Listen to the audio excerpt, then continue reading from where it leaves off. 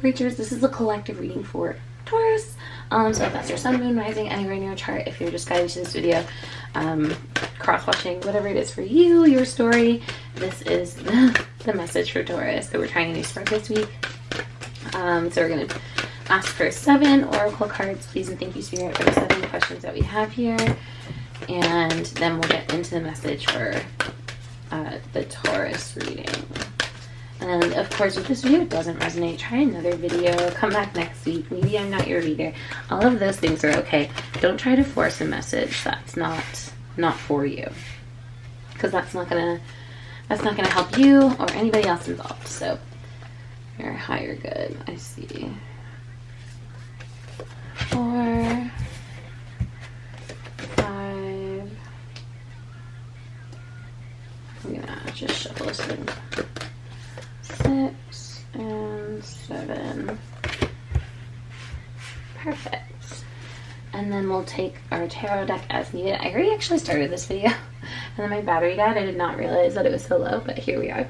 And then I kind of just was guided to start all over again. So let's see what we get this time. So the theme of the reading is bring light into someone's dark sky. So I feel like that is a lot of power to have when you are able to bring happiness to someone else. It feels like a lot of responsibility, but like honestly, life is dark sometimes, and if you can put a smile on someone's face, I don't think it's going to, like, it shouldn't cost you anything to do that. So weird, because I have the Devil and the Knight of Cups that came up for this. So it's like I feel like you have like fears of like there's someone who wants you to make them happy maybe, but you're afraid of making that commitment. What is going on, Taurus? Let me actually get one more card to clarify those two, please. Clarify the theme. So it's like I feel like it's like you're afraid. That's so funny because on the bottom of the deck is the Page of Cups, and that's what fell out. So, yeah, I feel like you're somebody's wishes come true, and that may be a lot for you to kind of accept. Maybe you feel like a lot of pressure, but those are fears and insecurities talking. I feel like if you could see yourself through their eyes, you might understand a little bit more why they're feeling this way, why they're so drawn to you. But bring light into someone's sky. Just even having a conversation to like get on the same page with that, I think would do you a lot of good. So your current energy, what is holding you back? Yeah, exactly. What's holding you back? And I see that she's looking in a stream here, like looking at a reflection. So I feel like it's again insecurities that you're not enough is the only thing holding you back. But like, I don't think that's true. And I don't think that's fair of you to put that, like, again, that pressure, bring some lights into, like, yeah, okay, maybe that's the pressure that you have. You're not feeling good enough that you're worthy of doing that, but I promise you are. The Strength card fell out. So what's holding you back? It's fears, uncertainties, doubts, big old FUD. We don't need strength when there's not fear and uncertainty and doubt. So, like, know that Spirit's with you and supporting you, and, you'll feel what's right. So the energy is working with you right now. Mirror, mirror, the beauty you see in me is a reflection of you. So like maybe like again sit down and see what you're attracted in this person, because it's probably, again, you're seeing qualities about yourself in them, and maybe that's what so maybe the mirror, perhaps their good qualities are reflecting insecurities in some healing that you had to do, and the Strength is being sent to do that healing, because again, this is only going to help you in your growth. I feel like this is really encouraged by Spirit. This is, again, a divine connection. You guys are meant to meet because this is meant to spark those insecurities or these thoughts or whatever it is that you're going through personally. Everyone's going to resonate different with that, but it was meant to be the catalyst of this process of you looking at yourself and all of your shadows, like a beautiful like silhouette of stars. That's really what you are. And the King of Wands has come out for that. So yeah, being confident in yourself. Like, he doesn't have any insecurities. He understands his flaws, and he knows how to work with them and not allow them to work against him. So I feel like it's, again, knowing that we are flawed individuals, but like, that doesn't make us any less than. It almost adds value to us because we then have our strengths in different areas too. Does that make sense? I hope so. This is what is working against you right now. 13, Divine Feminine, step into your power. So maybe you've been working against you right now. Yeah, maybe you've been like too much in your divine energy. Like, maybe it's time to like step into your power, like divine masculine, take action towards something. Maybe that's it. Maybe someone's been like pursuing you and you're like, oh, blah, blah, blah. I'm, you know, why even bother?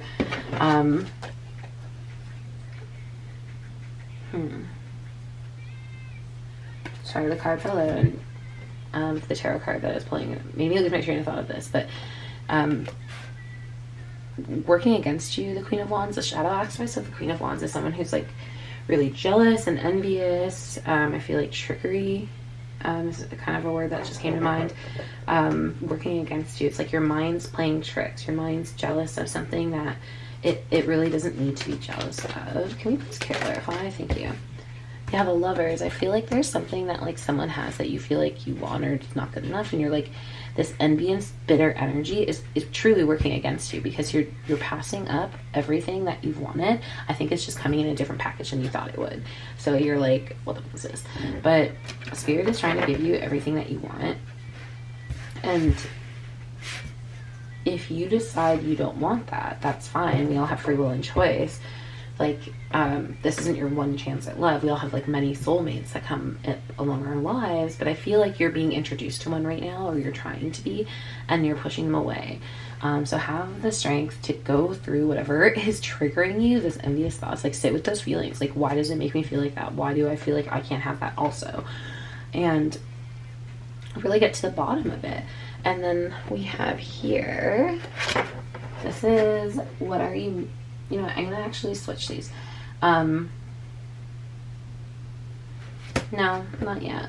Maybe in a future reading, but this is how I planned it, so this is what we're going to read it as. But what are you manifesting? Moonbeam, you're on the right path. So I do feel like you are manifesting something of your future, like of your destiny. You've asked for it to come in, and I feel like it's trying to come in. And it's just those last little bits that need to be worked on. Yeah, the Eight of Pentacles. There's just a few things, inner insecurities. Like I said, insecurities is just a big word that's coming to mind. On the back of the deck is Temperance. So yeah, there's a little bit of healing to do. You're on the right track. You've been putting a lot of work into these manifestations, but this is what's holding you back here. Whatever shadows that you're not willing to face just yet, those are really the last thing standing in your way. So when you're ready, of course, it's time to sit with those feelings, sit with those triggers, sit with those emotions that are not so comfortable, until they become a little bit more comfortable. And that's how you heal triggers and things like that. What are you not seeing? Hecate. Change is important. Release the past. Oh, see, I love this. Hecate is such an incredibly beautiful goddess. She illuminates the shadows, right? Like what we were talking about here. She makes people feel uncomfortable sometimes because she brings to light the parts of them that they aren't comfortable seeing, talking about, moving through.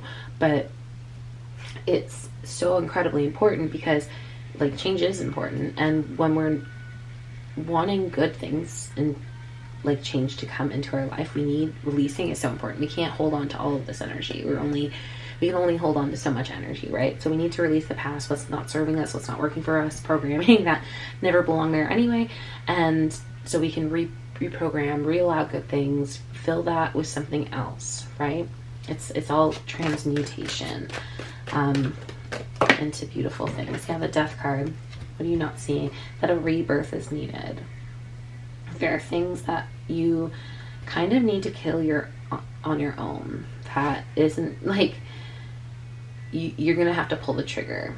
That's gonna be on you to do. You can't just like maybe like ghost this situation and hope that it comes to a better one. I'm gonna take this card that's kind of sticking out here, the King of Pentacles. Yeah, because it's for your growth, your abundance, right? Sometimes we can make decisions based on how it's going to affect other people, but right now I feel like you have to take care of yourself. Which is funny because it all started with bring light into someone's dark sky. So how does this fit in? Right, because I feel like this person may be your forever person, and it's these wounds that are holding you back. Because like for a healthy relationship to grow and continue to be healthy, like you both need to be whole, you both need to be healed. It can't be like you doing that, like I'm gonna get together with someone, then my problems are gonna be solved, then I'm gonna feel better about myself. That's never ever gonna happen. Like maybe, but it's never gonna like stay good like that. Like there'll eventually be downfalls, there's holes that like that's just not a stable foundation. You need to both be whole, both be healed, be able to do that on your own and for yourselves, so you can then do that for each other. That's how I feel like couples best grow together, is when they come together like that. So that's what you're not seeing, is maybe you're thinking about this as for someone else, but it's really all for your benefit. Maybe that's what you're not seeing, how much you'll truly benefit by taking that chance. And lastly, advice. Blue moon, you are ready. Make your masterpiece. Yeah, go for it. Once in a blue moon, right? We just actually had an incredibly rare blue supermoon at the end of August, and so perhaps that's when all of this energy started transmuting and moving around and like kind of really taking hold in you, and without releasing that energy,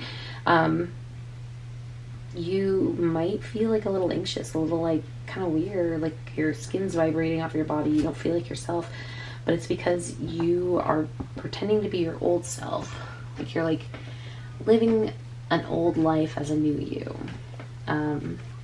So be ready to present the world the new you.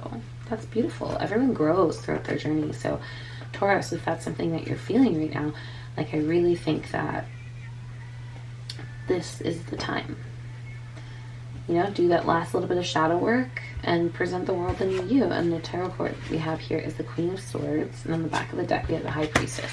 So again, I feel like you intuitively know when the right time will be to kind of present yourself. And that all starts with the harsh truths, and I think that's the last bit of shadow work that you have to do here.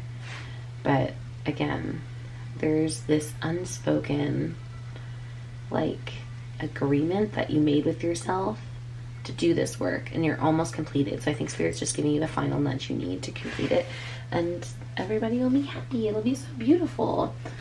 I'm going to pull one of these beautiful Citadel cards for you just to see, thank you, anything else that comes up. We have the Enchanter, so deception and trickery. That's so funny. I did say trickery with the Queen of Wands, and that was working against you. So yeah, don't be, don't let what you think you don't have confuse you from all of the beautiful things in your life and all the beautiful things coming into your life. I do feel like there's definitely some sort of like illusion that you don't have something that you need to be happy, and that's very untrue. I think it's just letting go of any expectations of what you thought happiness would look like, because it's going to be so much better. That's kind of the vibe I'm getting. But this reminds me of the Death card too, the Skeleton hand. Like there are things in your life that you need to let die before it can be reborn in this new beautiful way. And then I am also going to pull, this is a Self-Parenting Inner Child Edition Oracle deck. I please have one card for Taurus, please.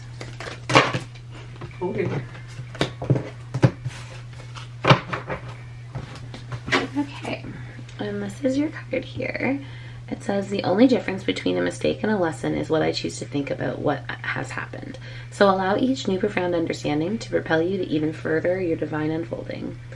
Remember this when you unconsciously conclude that a perceived failure must mean something about you. Yeah, if there's anything that didn't work out in your life, know that that was divine redirection. And even if you really wanted it, you think you worked hard, you deserve this, you didn't get it because there was something better for you. There was a lesson that you needed to learn here, to again propel you to what you actually deserve. And it's going to be so much better what you thought. That's what I think the real key thing is, to truly feel confident of who you are and what you deserve. Because it's even like, I feel like there have been some losses that have kind of put this illusion on, and this deception, this trickery, right? And know that that was in your favor. So hopefully that makes sense to you. I love your guts and growth bits, Taurus. Cheers to whatever it is you are working on here. Hopefully you're able to sit with those emotions and kill anything that no longer needs to live in your world, because it's really beautiful, all the things that want to come into it. See you later. Bye.